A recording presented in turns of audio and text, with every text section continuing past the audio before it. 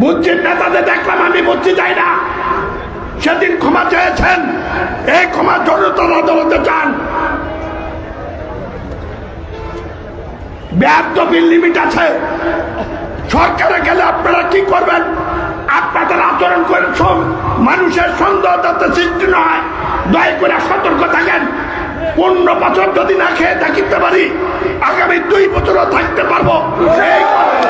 এই কথা খেয়ে বিএনপিকে ক্ষমতা না দিলে দেশ বাঁচবে না। সতর্ক করে দিয়ে গেলাম, থাকবো কিনা। এই বাগপাড়ার আজকে মাগরিবের আগে যদি বিএনপিকে ঐক্যবদ্ধ রেখে আমাদের সমর্থিত অন্যান্য দলকে নিয়ে যদি সুষ্ঠু নির্বাচিত একটা সরকার কায়েম করতে না পারি, এই দেশ সংকটে পড়ে যাবে। এর দায়িত্ব নিতে হবে যারা বাড়াবাড়ি করেন।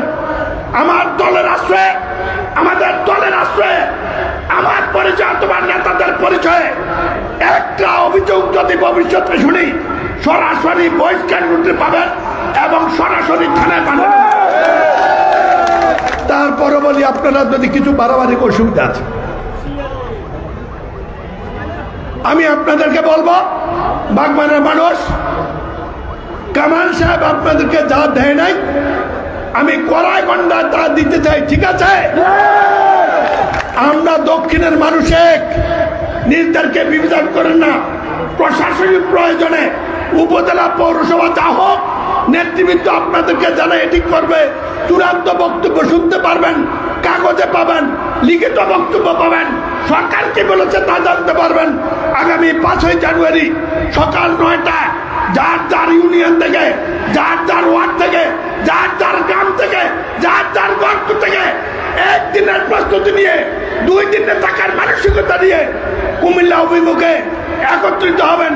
এই আহ্বান জানিয়ে দেশ নেত্রী বেগম খালেদার জন্য দোয়া চেয়ে আগামী দিনে ঐক্যবদ্ধ ভাবে জনগণের কাছে গিয়ে সালাম দিয়ে, তারেক জিয়ার সালাম, খালেদা জিয়ার সালাম ঘরে ঘরে পৌঁছে দিয়ে, আমার সালাম পৌঁছে দিয়ে জনগণকে ঐক্যবদ্ধ করে আগামী নির্বাচনের প্রস্তুতি গ্রহণ করব। 5 তারিখের প্রস্তুতি গ্রহণ দাবি আদায়ের জন্য এই আহ্বান জানিয়ে সবাইকে ধন্যবাদ দিয়ে সুন্দর মিটিং করেছেন, কৃতজ্ঞতা জানিয়ে আমি আমার বক্তব্য এখানে শেষ করছি। আল্লাহ হাফেজ।